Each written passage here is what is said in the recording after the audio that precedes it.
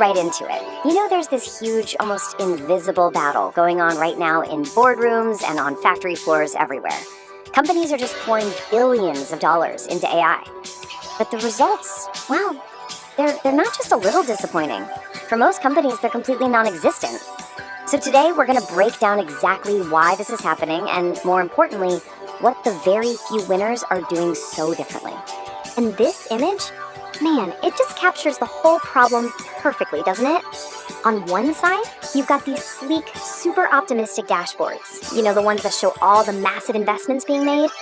And then on the other side, well, that's the reality. The tools that are just sitting there, not actually delivering a single drop of value. This is the great disconnect we're going to get to the bottom of. So let's start by looking at the hard data here, because I'm telling you, when you actually see the numbers behind this paradox, they are truly staggering. Okay, first number, 94%. Just let that sink in. That's the percentage of companies right now that are either increasing or at least maintaining their spending on AI. Doesn't matter what the return is. The foot is just slammed down on the gas pedal. But here's the crazy reality check. 12%. Only 12%. That's the tiny, tiny fraction of CEOs who are actually seeing AI deliver on its big promise. You know, the one about cutting costs and growing revenue at the same time?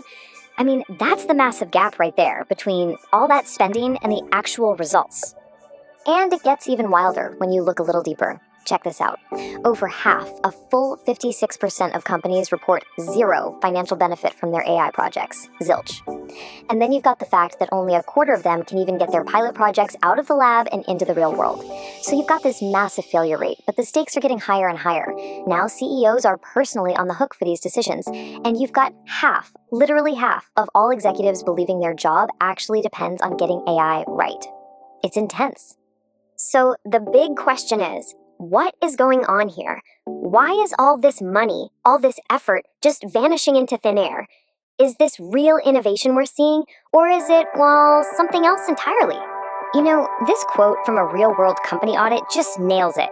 So get this. This company had 14 different AI pilot programs running, and they had these beautiful, gorgeous dashboards to show off in the boardroom. The problem? The actual operations team, the people on the ground, they had never, not once, actually used any of them.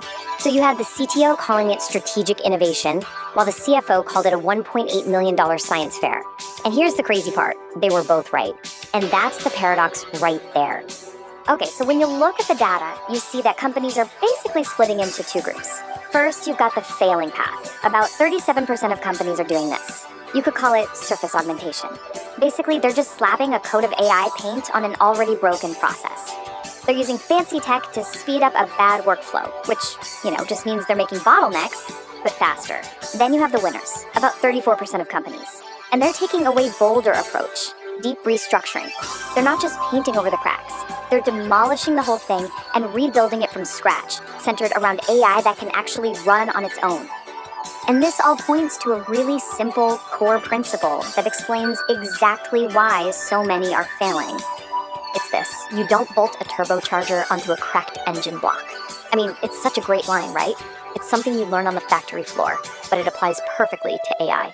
Trying to slap some AI onto a process that's already fundamentally broken, it's exactly like that.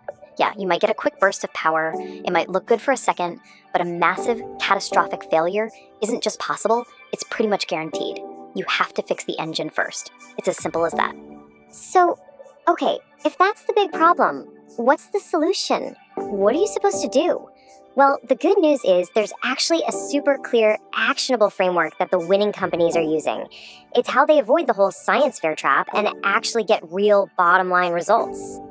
They call it the DDR Framework, and it is brutally simple. Step 1, demolish. Seriously, stop trying to tweak or optimize the old way of doing things, just tear it down. Step 2, deploy. This means putting real agentic AI systems to work, systems that can handle complex, multi-step jobs without someone having to hold their hand the whole time. And third, and this is probably the most important one, deliver. You have to measure success by what shows up on the profit and loss statement, the real bottom line, not by how slick your pilot dashboard looks in a PowerPoint. So let's bring this all back to you. Because here's the thing, the executives who are still just polishing their demos and showing off pretty dashboards, their time is quietly running out. This isn't just some big picture trend. This is something that's probably happening inside your own organization right now. So I'm going to leave you with a question to think about. Inside your own company right now, what's that one AI pilot? You know the one I'm talking about. The one everyone celebrates internally. The one that gets all the praise in meetings, but that nobody has actually shipped to production. And then ask yourself the really important question. What's actually blocking it? Is it really some big technical problem? Or is it a cracked engine that nobody wants to admit needs to be torn out and replaced? Think about it.